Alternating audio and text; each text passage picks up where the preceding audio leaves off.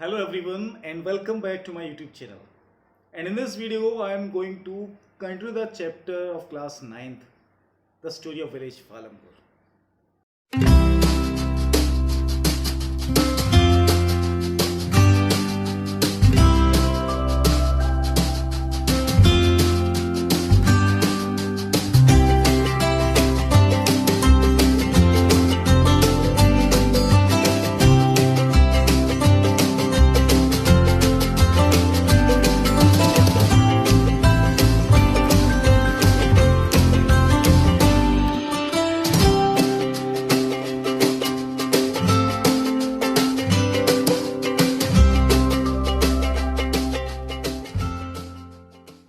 Now we are at the last part of the chapter. Other non-agriculture activities in Palampur. So before starting this, let us revise what we studied in the previous video.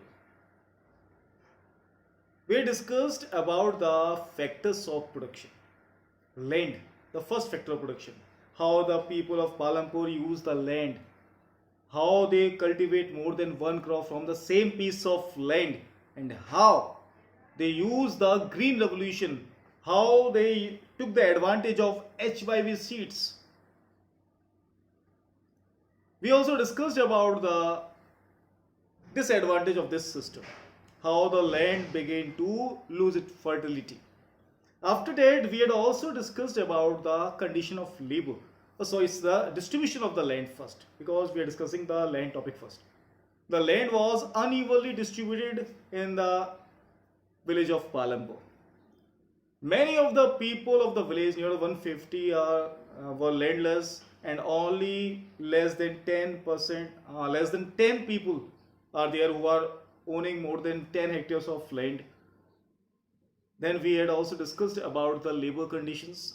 As the number of laborers was large number in Palampur, the wages were very less because of competition. The 115 rupees were decided by the government to be paid to the labor, and there they got only 80 rupees because of much tough competition of the labor. After that, we had also discussed about the surplus, how the farmers of the Palampur get their working capital. We had divided into three parts: small farmers, medium farmers, and the large farmers. We had also read the story of the Tejpal. These were the land and the labor and capital. All the three factors of production were completed till now. And this part contains the other activities than agriculture, non-agriculture activity. Now many of the people, I told that 75% of the people in Palampur were engaged in agriculture, and the rest 25% are engaged in non-agriculture activities. The first one is dairy agriculture, dairy production. Dairy, हम सब जानते हैं कि dairy क्या होता है, जहां पर मिल्क प्रोडक्शन, मतलब मिल्क को इकट्ठा किया जाता है एक तरीके से, या मिल्क प्रोडक्शन ज्यादा होता है वहां पर.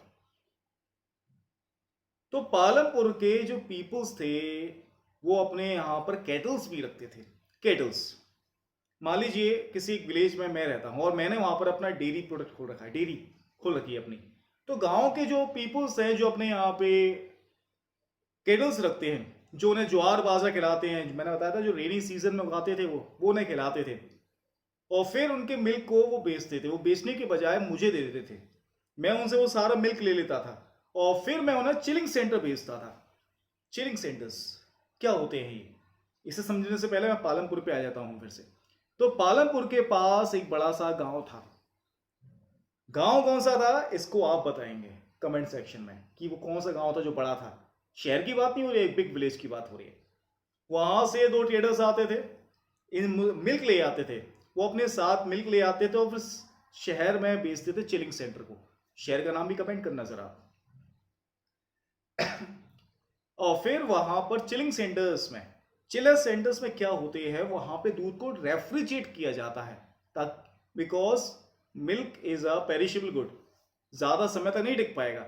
रेफ्रिजरेट करके उसे बड़ी बड़ी फैक्ट्रीज भेज दिया जाता है, फिर वहां पर उनका अलग प्रोडक्शन होता है. तो इस तरीके से कई सारे पीपल्स वहां पर इस तरीके से बिजनेस में लगे हुए थे. इसके बाद जो वहां पे दूसरा बिजनेस था वो था मैन्युफैक्चरिंग का। As the name denote manufacturing, ऐसा लगता है कि जैसे इंडस्ट्रीज खोली लोगों ने, लेकिन ये स्मॉल स्केल ऑफ मैन्युफैक्चरिंग था। स्मॉल स्केल, यहाँ पर they are not using labour in huge quantity, they are just using the labour as the family member. अपने फैमिली मेंबर को ही लेबर की तरह यूज करते थे वो लोग, क्योंकि इतना बड़ा प्रोडक्शन नहीं था उनका, छोटे छोटे बिजनेस थे उनके। अब जरा खुद सोचिए, एग्जाम्पल देता हूं।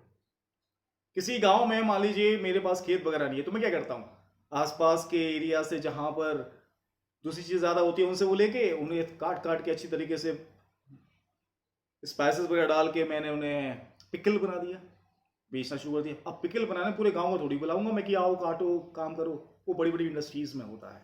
आपने देखा होगा कई बार मार्केट में पैकेट में पिकल्स आते हैं, पैक्ड पिकल्स आते हैं। कई बार आपने देखा होगा पापड्स आते हैं पैकेट में। वो सब हमारे कोऑपरेटिव सेक्टर्स में बनाए जाते हैं जो गांव में एस्टेब्लिश किए जाते हैं। तो इसी तरीके से पालनपुर में भी ज्यादा प्रोडक्शन जो होता था वो था गुड़ का। मैंने आपको बताया था कि कई सारे फार्मर्स वहां पे शुगर केन भी करते थे, and that sugar cane is used to make गुड़। गुड़ बनाया जाता था उससे। और जो थर्ड टाइप की नॉन फार्मिंग एक्टिविटी है वो है आपकी the shopkeepers in Palanpur. Shopkeepers, अगर आप कभी गांव विजिट करने आना, किसी विलेज में घूमने जाना, तो आप एक चीज देखना पड़ा वहां पर, वहां की शॉप्स बड़ी सरप्राइजिंग होती है। मैं भी कभी कभी जाता था आज, तो पता ही नहीं चलता कि कहां पर कौन सी शॉप है, और देख के लगता ही नहीं था ये शॉप हो सकती है, और देख के लग भी जाए कि शॉप है तो हमें उम्मीद ही नहीं होती थी ये चीज भी यहां मिल जाएगी। ये क्या करते थे पालमपुर के पीपल, या हर गांव के लोग यही करते हैं कि वो जब अपने घरों में शॉप खोल लेते हैं तो शहर जाते हैं, वहां से चीजें लेके आते हैं, और फिर उन्हें थोड़ा सा प्राइस बढ़ाकर अपना प्रॉफिट लेकर उसे विलेज में सेल करते हैं। You can find near about every product in the shop, rice, dal, spices, towel, toothpaste, salt, clothes, shoes, slippers, everything you can buy there. Everything, हर चीज बड़ी आसानी से मिल जाती थी वहां पर, मिल जाती है। तो कई सारे पीपल जो पालमपुर में थे वो शॉपकीपर्स भी थे, और कई सारे पीपल ऐसे भी थे जिनका घर बस स्टैंड के पास था। तो क्या करते थे, उन्होंने ईटेबल्स की शॉप खोल रखी थी। आपने देखा होगा बस स्टैंड के पास पब्लिक प्लेसेस जो होती है वहां पे ईटेबल्स ज्यादा होते हैं, और ईटेबल्स को आज की जनरेशन से ज्यादा बेटर कौन जानता होगा। यही कोई टिक्की बेच रहा है, कोई पानी के बतासे बेच रहा है, कोई कचौड़ी बेच रहा है। There are many eatables item, सुनते ही मुंह में पानी आ जाता है कई बार। तो ऐसे भी लोग थे वहां पर जो ईटेबल शॉप लगाते थे बस स्टैंड के पास वगैरह। तो इस तरीके से उनकी भी अर्निंग चलती थी। लेकिन वो बात क्या है, नॉन फार्मिंग एक्टिविटी, वो एग्रीकल्चर नहीं करते थे, they are earning from other source.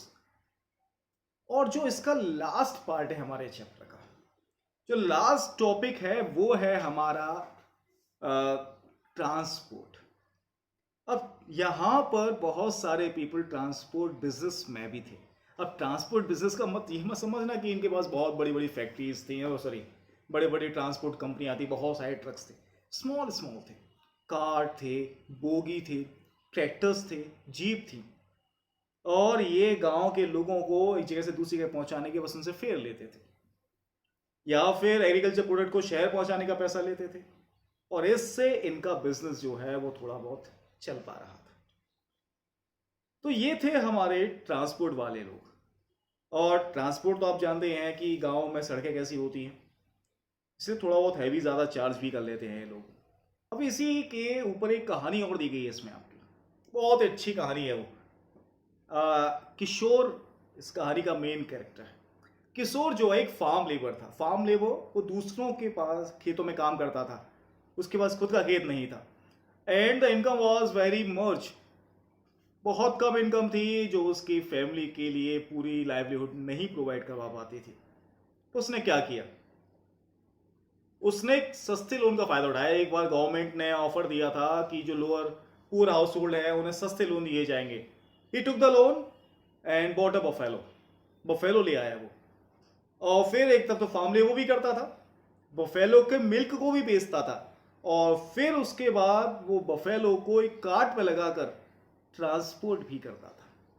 कई बार वो पास के विलेज में या टाउन में जाकर जैगरीज को लोड करवाता था। कई बार वो नदी किनारे जाकर वहां से ब्लैक क्ले लेके आता था पॉटर्स के लिए, क्योंकि काली मिट्टी से ही घड़े वगैरह बनते हैं। अब जरा सोचिए, अब उसकी सोर्स ऑफ इनकम तिगुनी हुई, 3 टाइम्स। एक तो लैंडलेस लेबर, फार्म लेबर था, सेकेंड इनकम मिल्क, तीसरी इनकम उसका ट्रांसपोर्ट। तो इस तरीके से उसने अपनी सोर्स ऑफ इनकम बढ़ाई और अपने फैमिली को एक अच्छी लिविंग दी। तो this was your chapter. I think you might have understood the chapter. अब इसी तरीके से वीडियोस आते रहेंगे, आप समझते रहिए। जो भी डाउट है आप कमेंट सेक्शन में मुझसे पूछ सकते हैं। Till then, good bye.